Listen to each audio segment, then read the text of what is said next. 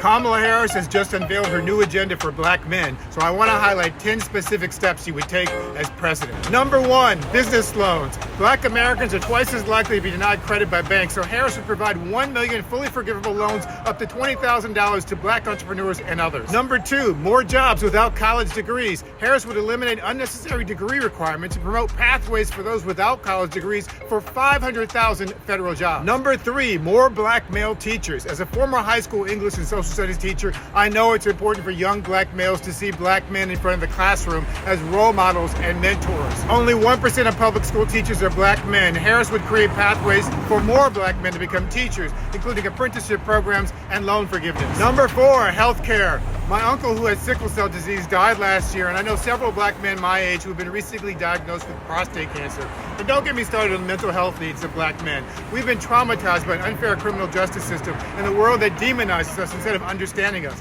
But Harris would launch a national health equity initiative focused on black men that addresses sickle cell disease, diabetes, mental health, and prostate cancer. Number 5, weed equity. Black men have been disproportionately arrested and incarcerated for marijuana-related charges.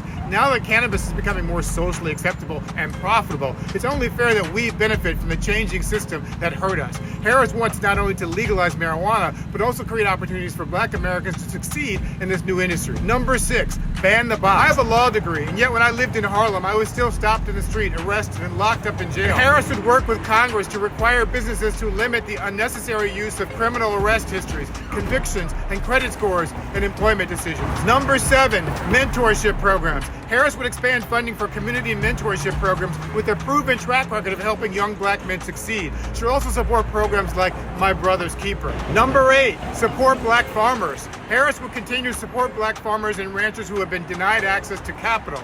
Number 9, relieve medical debt.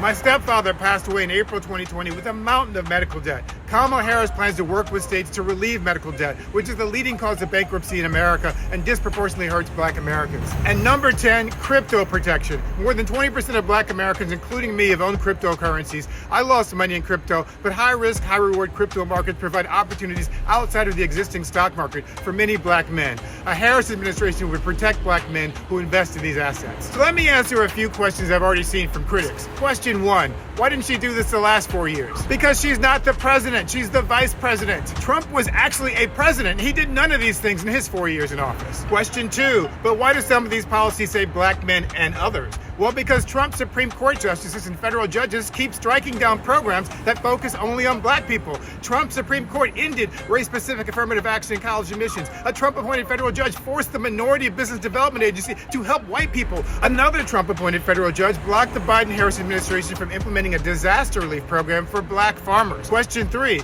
yeah, but why does it feel like Democrats only care about black women? But the Democratic Party is filled with black men in positions of power and leadership. The highest-ranking Democrat in the U.S. House of Representatives is Minority Leader Hakeem Jeffries, who will become the first black speaker if Democrats win the House in November. The highest-ranking leader in the military is Lloyd Austin, the first black Secretary of Defense. 2 of the 3 Democratic black U.S. Senators, Raphael Warnock and Cory Booker, are black men. The Democratic governor of Maryland, Wes Moore, is a black man. The mayors of New York City, Chicago, and Atlanta are all black men in the Democratic Party. And the only black person ever elected president, Barack Obama, is also a black man. And question 4, but isn't Trump better for black men? Was he better for Antron McCray, Kevin Richardson, Yusef Salaam, Raymond Santana, and Corey Wise, the exonerated 5 teenagers who went to prison when Trump led a lynch mob against them for a rape they did not commit? Was he better for the black casino workers who sued him for racial discrimination? Was he better for Colin Kaepernick and the NFL players he attacked for taking a knee? Was he better for Eugene Goodman, the Capitol police officer who had to fend off a mob of angry white men who tried to take over the Capitol on January 6th? Was he better for the Haitian American black men in Springfield, Ohio who were subjected to death threats because of Trump's lies about them eating dogs and cats? Was he better for Marcellus Williams, the black man who was executed by the state of Missouri last month because Donald Trump's 3 Supreme Court justices refused to agree with the Democratic justices to stop the execution? Was he better for the black farmers denied relief by his judges?